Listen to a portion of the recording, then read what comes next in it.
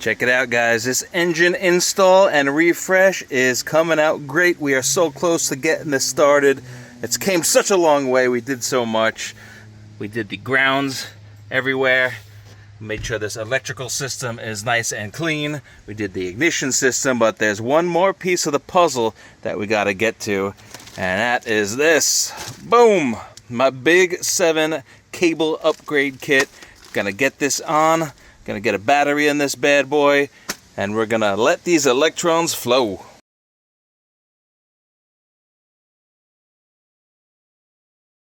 Hey, what's up, guys? I'm Dan H, and welcome to the project. Today we're gonna tackle a project that is recommended to me in every single build I do. Everybody says, hey Dan, you should do a Big 7 wire upgrade, and I sort of do a version of that, kind of like what I did over here in this build. I put a nice 6-gauge extra thick wire ground on this bad boy. But we're going to take this one step further. We're actually going to do a Big 7 wire upgrade. Now, what exactly is a Big 7 wire upgrade? Well, it's this. You get a whole cable set from the Big 7 upgrade. Here we go. Let's take a look at what's in this bag. It's actually kind of heavy. These guys are going to upgrade our electrical system. We're just going to open up the floodgates. We're really going to let those juices flow through the battery, through our electrical system. And man, if I could ever get this out of the bag, I'd love to explain more. All right, here we go. Let's look at these babies. We got a whole set of wires, the Big 7, and what it is 1, 2, 3, 4, 5, 6, 7 wires. Look at that. And these are going to replace the factory wiring. And check it out. It says it right here. Battery negative to firewall. They have instructions on where they go right here. So this is great. We're going to get this in. It's going to be a really nice job. It goes all the way up to cylinder head to firewall, which we actually already did with this kind of wire. Now the Big 7 upgrade I got is the 4-gauge. It does come in 2-gauge, but this is still bigger than the 6-gauge wire I already installed in the firewall, when this is still pretty thick. So this is going to do nicely, making sure that there is no obstructions as the electricity flows. And when I say obstructions, I'm talking about insufficient wiring, like too thin of cables. I'm talking about corrosion, wire breaks, all stuff that we're going to avoid by putting this nice fresh copper wire set on. Now, we got a Renix engine. Well, I think mine's a high output, but we're going to do, did we even get the right ones? Yeah, I guess so. They're probably all the same, but I did get a 4-gauge wire set for my 4.0 XJ. Let's see what else this kit comes with. I got a nice 150 amp fuse. I got a new fuse box, and I got these really awesome battery terminals. So this is going to be pretty sweet. Oh, and some stickers. I love stickers. So this is going to be a pretty sweet upgrade. So let's get started. All right, the first one I would normally do is this firewall ground. It goes from the firewall to the cylinder head way back there, but I already did it, and now I have stuff in the way, so I'm just going to skip this for now. I'm going to call it good because this is a pretty sweet wire. Actually, I guess I did do it first, huh? All right, we got everything nice and clean and shiny, so let's make our first connection. But yeah, I'm going to save this one for another project, and I'm going to move on to the next wire. All right, next one I'm going to do is going to be the fender to the battery negative. That's going to go right here. Now, we talked about this in my other video. Hey, first, guys, if you haven't seen my other video about doing all the grounds and the wires and then doing the ignition system, check that out. It'll give you a good backstory. But right here, this is a terrible ground, usually because they rust, and when they rust, the ground kind of separates from this fender, so you could be thinking this is bolted on and having a good ground, but in reality it's not even connected and you're getting no electrical flow. All right, so this guy is a 10 millimeter. This one already was able to be loosened up for me. It came right out. Now a lot of times you're going to try to back it out and it's just going to break off or strip or not move. So if that happens, I wouldn't waste your time on this anymore. You could go ahead and weld yourself a new nut somewhere over here in a different place close by and just abandon this rusty, rotten post. But this one is good, so I'm going to repurpose it and use it again. Now, when I said electricity loves shiny metal, I was serious, because electricity loves shiny metal. See, I did say that. Very clever. So we're gonna hit this with a wire wheel. There we go. That actually came out surprisingly well. Pretty shiny. I guess this is just a testament to how rust-free this Jeep actually was. Pretty good. Clean this out too if you can. And the fender bolt goes into the fender wire. And then fender bolt and wire in the fender hole. But I just reset it in the 1 o'clock position so I could get the hood prop back down without any interference. All right, the next one is going to be our battery negative to our engine block. So this is basically going to follow the same path as the old one, right? So we went from the battery negative to the engine block. We'll just trace this down and replace this whole thing with a nice, good, thick cable. All right, I'm going to start exploring this wire harness, and I guess technically you could leave the other ground in place, right? You would be adding to it, but you know, I'm curious and I want to see what's actually going on in here, so I might just inspect some other wires while I'm at it.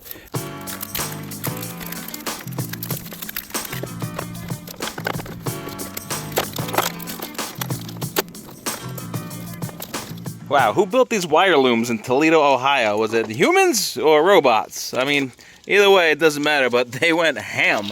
So we're just going to come down to this nice little ground connection we made, and we're just going to disconnect this guy right over there.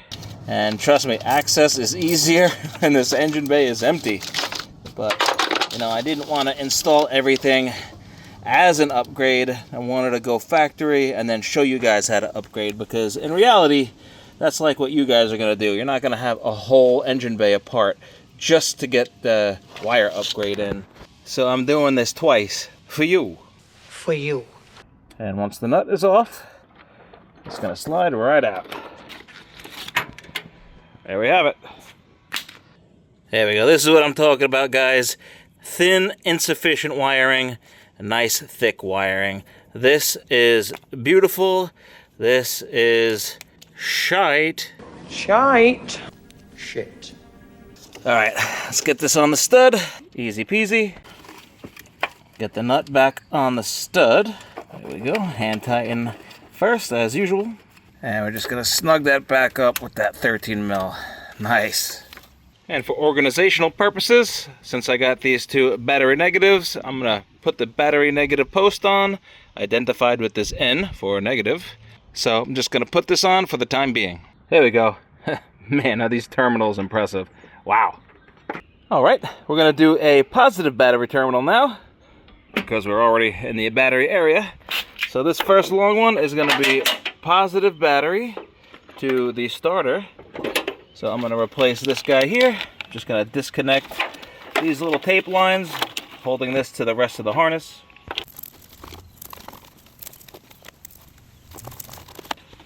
Drop this guy down, following the same path as the original starter wire, this ugly thin starter wire. All right, this starter nut is 13 millimeter. Look at this, guys. You know what? I think I'm gonna get a new starter for this bad boy. But in the meantime, this is coming out. You know what? I'm just gonna rest this on here. Get out of here. And then I'm gonna thread this on partly because I'm going to replace the alternator as soon as I'm done filming. So we'll just hold that as a placeholder for now. Alright, while I was down here cursing this starter, I decided to do something Dan H. and inspired by the Big 7. I'm going to be the bigger man and do something positive. I just used this wire loom and got rid of the old wire from it. I'm putting it back on the engine block so it looks like it's completely factory. So I'm going to turn the script on this crappy starter and just make it really sweet. Gonna reinstall this clamp right here. This factory clamp. Gotcha, baby. And we're gonna button it up right up to the block. There we go. Big 7, baby. There we go. Nice. All right, we'll pull this guy up. We won't need it. Now the next part of this is going to go right to the PDC, the relay box, power distribution center, fuse box, whole bunch of different names for it. So we'll go ahead and take off this nut, 13 millimeter once again. go.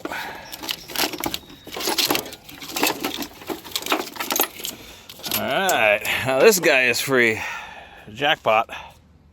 Alright, here is the Big 7 counterpart. So battery post to the relay. So we'll set it right in there. But before we button up this half, we got the other wire that goes on this connection. So it's the other solenoid relay wire. So I'll go ahead and put that nut back down. There we go. Nice and tight. A little dabble of the dielectric on top to prevent corrosion. And I want to reuse this factory cap, but I just had to trim up the sides. So no biggie. Just a little bit lighter. There we go. Now, since these two guys want the positive battery post, we'll go ahead and give it to them now. There we go. We'll set it up something like this. And we got our P right there for positive. We'll move this out of the way. So now let's replace this guy. And this guy is going to go all the way down to the alternator. It's a big, thick wire with the white stripe. And yep, there is our alternator connection. So let's just take off this cap while I'm here. There we go. And if I remember correctly from my last project, that should be a 10mm. All right, let's remove this shite. Shite.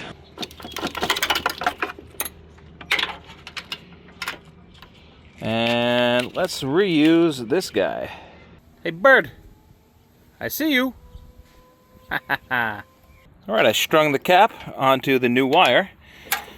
And I'll go ahead and thread this right on the post. And we're going to put on the 10mm nut once again. And now the factory cap clips right on. Haha, sweet. Alright, so I ran the alternator wire up underneath the power distribution bracket, and I have it coming out here, and it's going to loop nicely towards this wire. This wire is looping down and around by the vacuum actuator for the cruise control. And these guys say inline fuse. Now, it's not a factory part, it's a missing link. Who's the missing link? But it's not really that missing. The wire kit comes with it. So this is pretty cool. We got a nice fuse block with a big 150 amp fuse. This is going to take a lot of juice that comes out of the alternator. So let's go ahead and hook this up. All right, going to take off these nuts right here. Try not to knock them down into the engine bay, as I often tend to do. Get rid of these lock washers. Well, might get rid of them, you know, just move them out of the way. And let's see, I'll do the wires first in case I have to replace the fuse. I don't have to undo the wires. I mean, it's really no big deal, but whatever. That's what I've decided, so I'm going to stick with it. All right, now I'll lock it in place with the fuse. Very nice. Lock washers back on. And of course the nuts.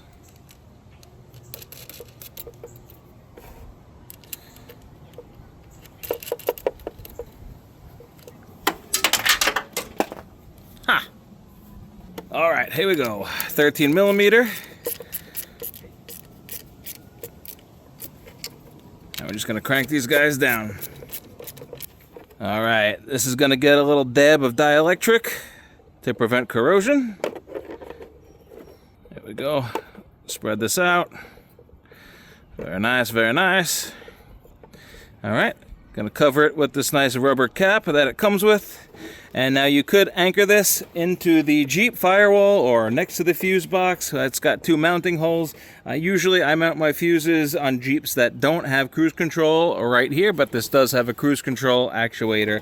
So I'm just gonna rest it aside right next to the fuse box. No big deal. It's safe, it's out of the way, and it looks kind of good there. So yeah, that's going to take care of that fuse. And speaking of fuses, now is probably a good time to go through your fuse box since we're here and look for other broken fuses, if any. So far I don't see any fuses that are snapped, so I'm in good shape.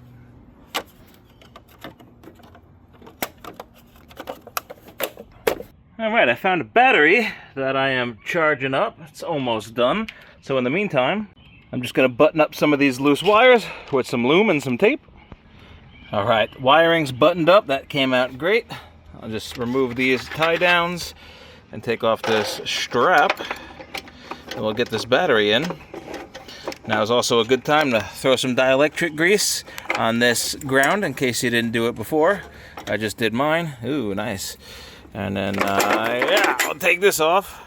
I'm going to go ahead and try out this battery. Now, this is not an XJ battery. I could tell right away because the terminals that face the Jeep, this one's positive and this one's negative. So it's actually in the old switcheroo configuration. So I'm going to just check something out real quick. I'm probably going to have to get a real XJ battery. But in the meantime, who says I can't start the Jeep for the first time with this battery? All right. We got this guy in. Dang, this thing is massive, but for shits and gigs, let's just see if these new wires allow us to connect aftermarket battery. Let's see, a battery different than what comes with stock. All right, so that is on positive. This is on negative. It's our first shot at juice for the first time. Ooh, look at that. The fuel pump kicked in and dribbled some fuel. So it does work. But why did it do that? Ah, here's why. Keys on. All right, here we go again. One more time, hopefully without the oops. Yes, without the oops. Ooh, a little spark. There it is. We have the potential to hook up a huge battery, even though the Jeep itself doesn't have the capacity to hold on to it. Look at the tie downs. Oh my goodness. That's ridiculous, but I'm glad you could do it. It gives you a little more battery freedom. So there we go, guys. That is it. This is awesome. I am super stoked. We are now one project away from starting this bad boy. And let the record show, according to my top-down battery tester, this battery is 93% healthy with a 96% charge. So we can, in fact, use this battery to start this Jeep when it is time. Or unless I find another battery in the meantime. Alright guys, that's going to do it for this Big 7 wire cable upgrade kit. I'm so glad we did this. This is going to help get the electricity flowing and the spark going to everywhere we need in this Jeep. It's going to run efficiently and smooth, hopefully. And that's it. We're going to start this thing really soon. You're gonna see some serious shit. So if you guys want to catch up on the progress before we start this thing, shoot into the playlist and you can see everything we did to this thing from the day we got it to the day we put the engine in it and all the little upgrades and fixins. It's going to be a good series. I hope you enjoy it. Also, tune in to the engine start video. We're going to unveil the new name for this Jeep. So we're only at the beginning, guys. This thing is going to jump to life, I hope. that's what I've been working hard for, but you never know, so hey, tune in. But alright guys, that's gonna do it. Remember to like and subscribe, and I'll catch you guys on the next project. Peace! There you have it, guys. Old starter is out, new starter is in, and the Big 7 starter wire is hooked up. And they're looking pretty.